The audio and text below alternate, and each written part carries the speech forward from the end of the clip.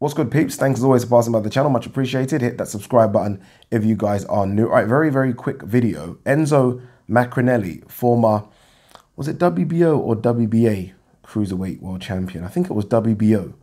Anyway, he's hinted that he might come out of retirement. Enzo Maccarinelli, who hasn't fought, I don't think, since 2016, when he got stopped in the very first round, challenging for the European Cruiserweight title, said that he wants one more fight, right? He's on 49 fights right now and he wants a 50th. He put a tweet up, I think about an hour ago, saying with Eddie Hearn now doing shows in Italy, specifically Rome, he would like to be on one of those shows. I don't know how serious he is. I think he is serious because I looked at the tweets that kind of fans were sending him back, and he was very serious about just wanting one more fight to get to that 50. In Italy, it's a bit of a nostalgia thing for him. I think his dad is from a certain region there and he wants to fight within that region or within that area. And that's what he wants to do. I did look at his age and I actually thought he was a bit older. He's only 38. He's only 38, so he's not old, right? I mean, he retired because he was just unfortunately getting knocked out. Although that's quite misleading as well. He has had some very bad knockouts. I mean, Frankel, was it Frankel that knocked? Oh, that was vicious. It all started after David Haye, right? After that David Haye knockout, and that was David Haye's best performance, by the way, by a country mile. I think that is the #1 David Haye I've ever seen. But after that David Haye knockout, it was like, it was car crash. It was car crash territory. Almost kind of the way we view David Price, right? If David Price was going to fight anyone in the top 20, you'd want to like watch it like that, right? And that's kind of how Enzo Maccarinelli's career spiraled after that David Haye loss. He won a few, and you've got to go back and look at the records. He won a few, which put him in a position to then fight someone, then he got knocked out. So he won a few, then he fought Lebedev, knocked out. Won a few, Afolabi, knocked out. And it went like that. I remember he even beat Roy Jones Jr., stopped Roy Jones. But his last fight was a knockout in the very first round. He's not, and he said this on the Twitter. You can go check his Twitter feed. He's actually quite funny. If you don't follow Enzo Maccarinelli on Twitter, I don't know what you're doing. He's actually a very funny guy. He should be on TV a lot more. There was a time when he was doing a few commentary gigs. They should get him back. But I don't think he wants to have a run at it. Someone asked him the question, you know, if you do have this one fight and you do win and it is spectacular and someone offered you a big bag of money for one more fight, would you? And he said no. He just wants this one fight and that's it, just to get to 50.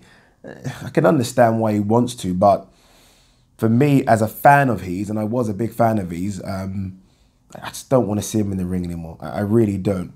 He also spoke about, though, and this was interesting, about sparring present fighters. And someone said, if you're holding your own against those, then why not? And he said, I'm doing more than holding my own. So I guess, again, sparring stories, right? But I say, I don't know, with Enzo Maccarinelli's power, I mean, he could put anyone to sleep, he really could. But the problem is, I mean, he can't take a punch anymore. It's just that simple. He can't take a punch. And that's just not the problem. The problem for him is that he would have preferred the old cruiserweight limit. This new cruiserweight limit is basically heavyweights masquerading as cruiserweights. That's all it is. And he's on the opposite side, almost like a Nathan Cleverly. He's far too big for light heavy. When he bored himself down to fight at light heavy, it looked awful. I don't know if you guys remember the fights against like Jürgen Bremer. He just looked fucking gaunt. But then at cruiserweight, he's just not big enough. He mentioned it as well on Twitter. He said he would prefer a fight in and around 13 stone 7. That's kind of where he is at. It's too small. Too small for cruiser, too big for light heavy. So if he does come back, and this is all ifs and buts and shit, I hope he doesn't, but you never know. I mean, Eddie Hearn, I know for a fact he's struggling with these Matchroom Italian bills or the Zone Italian bills. If he does come back, I guess he's going to want to fight someone at a catchweight. So, look, do I want him to come back? Absolutely not. Absolutely not. Would I want to see another Enzo Maccarinelli fight? Absolutely not. But if he does come back, please God, make him fight someone just like him. Someone that's also been out the ring for a couple of years. So it's almost like a glorified exhibition bout, but a bout that's been sanctioned so we can get to 50. Because I do not want to see him fight anyone of note, anyone in the top 30 or 40 or 50 or even top 60 or fuck it, top 80. I just don't want him, just for his own health reasons. But yeah, that's the latest news. Again, go and check it on his Twitter page. He does respond, which is nice. I mean, a lot of boxers don't do this. He does respond to people's comments, and we'll go back and forward with you for a long time, which is appreciative, right? But yeah, go and check it out on his Twitter page if you've not already done. But Enzo Maccarinelli is hinting, and this isn't a joke, hinting about a possible comeback. Peace.